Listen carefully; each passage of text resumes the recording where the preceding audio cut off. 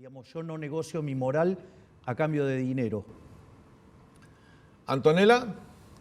Milei, en materia de género y de femicidios, ¿qué propuesta llevaría a su frente en un contexto en donde cada 37 horas una mujer muere a causa de esto? Que se cumpla la ley. ¿Cuál ley?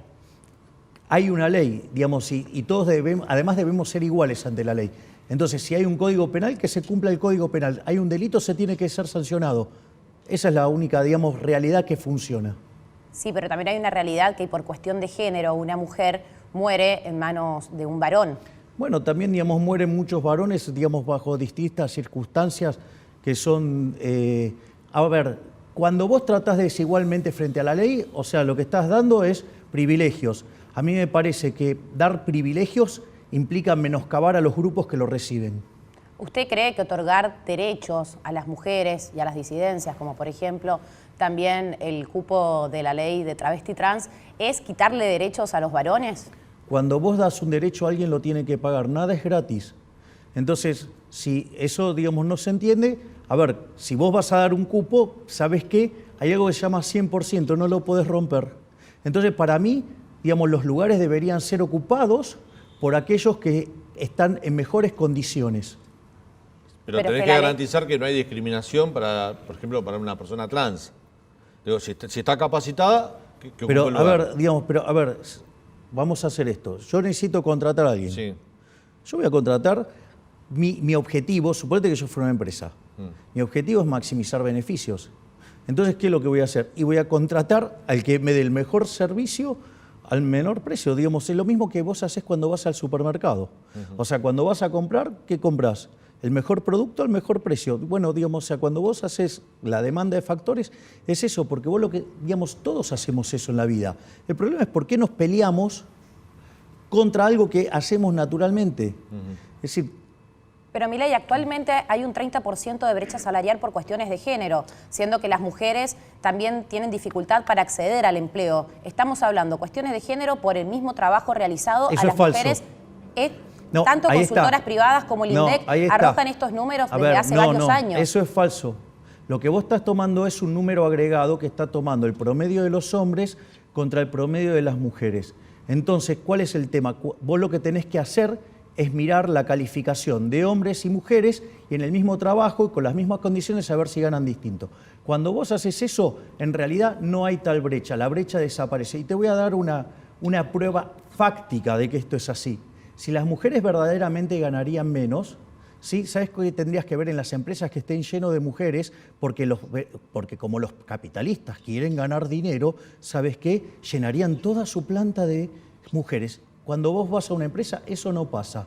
Básicamente, ¿por qué? Porque es falso lo que estás diciendo. Creo que su propuesta económica está atravesada por un sistema patriarcal, que es mucho más fuerte antes que esto que usted está planteando. Bueno, digamos, esa es tu definición, digamos, o sea, el sistema que yo propongo, digamos, se basa básicamente en el respeto irrestricto del proyecto de vida del prójimo, basado en el principio de no agresión, ¿sí? Y que tiene, digamos, la defensa de la vida, la libertad y la propiedad. Y ¿sabes qué? Digamos, una de las cosas que ha consagrado el liberalismo, uno de los grandes logros del liberalismo, es la igualdad ante la ley. Y te voy a contar algo, el primero que levantó la bandera del feminismo de verdad, ¿sí? Fue Jeremy Bentham en 1750. ¿Sabes qué? Un liberal. Es decir, los primeros que peleamos por la igualdad ante la ley de las mujeres que estaban siendo maltratadas y rezagadas y destratadas, fuimos los liberales. Nosotros sí creemos en la igualdad ante la ley. Ahora, si vos crees en un sistema que otorga privilegios porque querés menospreciar a las mujeres, es una cuestión tuya, no mía. Javier, en estos días hay un conflicto que está escalando ya de manera preocupante, que es el conflicto con ciertos sectores radicalizados de la comunidad mapuche en la Patagonia. ¿Qué pensás? ¿Que el gobierno está actuando mal? ¿Que lo ha dejado escalar? ¿Que algunos dicen que es cómplice de esa situación? ¿Qué harías vos?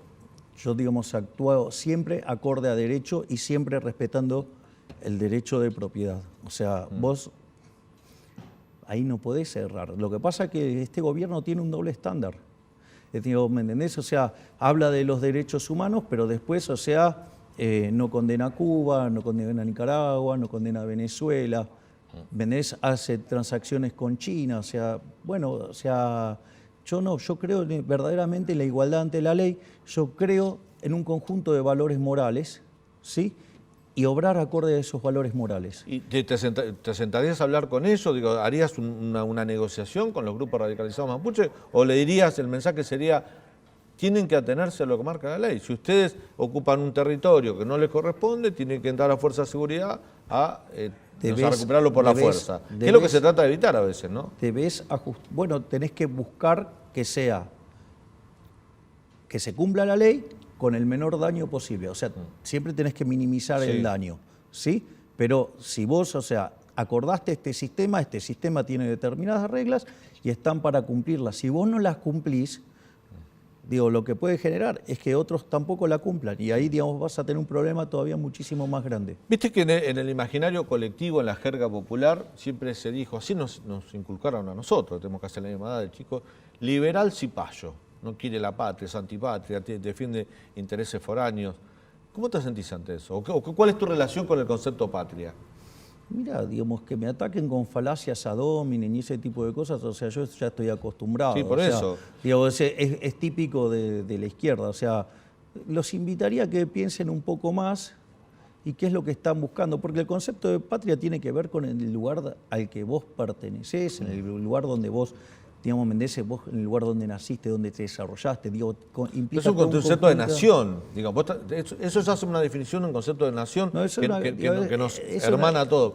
Patria ya tiene otras características, por eso. Yo a lo que voy es lo siguiente, mira, vos buscá el acuerdo que quieras, sí, pero si ese acuerdo no sirve para que la gente esté mejor, no sirve. Mira, te lo voy a dar con un ejemplo que es maravilloso. Hay un libro de Israel Kirzner que aborda la cuestión de la justicia distributiva. En ese contexto, arranca el libro Israel Kirzner diciendo, mira, el tema es el siguiente, la superioridad en el plano cuantitativo del capitalismo es innegable. Y después agrega, pero es cuestionado desde lo moral. Y lo que dice es que si el sistema estuviera construido sobre bases inmorales, debería ser destruido aun cuando sea más eficiente. En ese contexto, también lo que hace él es avanzar sobre la cuestión moral. ¿Y sabes lo que termina mostrando? Que no solo, digamos, o sea, la superioridad del capitalismo es productiva, sino que además, ¿sí?, es en el plano moral, por el tipo de valores que vos abrazás. Y eso en realidad, cuando vos empezás a ir hasta casi el fondo de la discusión, para llegar a la última etapa, antes tenés que pasar por una que tiene que ver con la discusión de la teoría del valor. Entonces, cuando vos veas que las ideas colectivistas adhieren a la teoría objetiva del valor y las teorías, digamos, basadas en el liberalismo, o liberales o individualistas, si vos querés, están basadas en la teoría subjetiva del valor, ahí es donde te permite pegar el salto posterior y es por qué, digamos, algo que fue refutado en la teoría, que fue aplastado por la evidencia empírica, alguien lo sigue abrazando. Y lo siguen abrazando porque es lo único que permite dar una explicación de la teoría de la explotación de Rothbard, después perfeccionado en la plusvalía de Marx, que básicamente no es ni más ni menos que abrazar a los valores de la envidia, el odio, el resentimiento, el trato desigual ante la ley, el asesinato, ¿sí? Digamos, un conjunto de valores que no solo fueron un fracaso en lo económico, fueron un fracaso en lo social, en lo cultural y mataron a 150 millones de seres humanos. Dale. Quédate con eso. Yo Javier, prefiero estar del otro lado. Javier, ¿a vos te parece bien, de las últimas, a vos te parece bien que la Constitución Nacional, por ejemplo, te obligue a tomar partido en favor, a ver, podemos estar de acuerdo en esto, no quiere decir que vos no estés de acuerdo, pero que te diga, vos sos diputado nacional, tenés que estar a favor de defender la soberanía de Malvinas, cuando a lo mejor podés tener otra interpretación? Digo, le ha pasado a una candidata a diputada de Juntos por el Cambio, que en algún momento tuvo una idea distinta al reclamo de soberanía, y la crucificaron un poco más por eso. A ver, pero yo creo que, hay un determinado conjunto de reglas internacionales. Sí. El reclamo de Argentina por las Islas Malvinas no es, digamos, o sea, sacado de la galera. Sí. O sea, está dentro de las condiciones por las cuales un territorio corresponde a un determinado país o no. Digo, Argentina cumple con esas condiciones. O sea, está dentro de la zona. Esto se repite en distintos lugares del mundo, en varias situaciones. Bueno, está bien, digamos. Y ahí vamos con la autodeterminación de los pueblos. Bueno, está los bien, Kelper te pueden decir, mira, nosotros nos autodeterminamos esto. Bueno, somos bien, sujetos digamos, de derecho. Bueno, está bien, digamos, o sea, pero en el fondo, digamos, o sea, si viene alguien y usurpa tu casa y se queda por generaciones, digamos, o sea, ¿qué dejó de ser tu casa? No, digo, te la usurparon. Y eso es lo que plantean los pueblos originarios, por ejemplo. Bueno, digamos, eso, digamos, o sea, también es cierto que en algunos contextos esas situaciones eran distintas y hay que ver si era tan así como dicen, o sea, Claro. esa es una discusión muchísimo más complicada y que obviamente hay un lugar, digamos, que la historia también tiene que resolver. Claro. Pero digo, ojo que en muchos casos no es así. O sea, es obvio, ¿me entendés?, que en Estados Unidos lo resolvieron mejor. Digo, cuando llegaron los holandeses, ¿qué hicieron? Le compraron la isla de Manhattan. Sí. Bueno, o sea, digamos, ok, tenían una tradición liberal. Los españoles no traían una tradición liberal.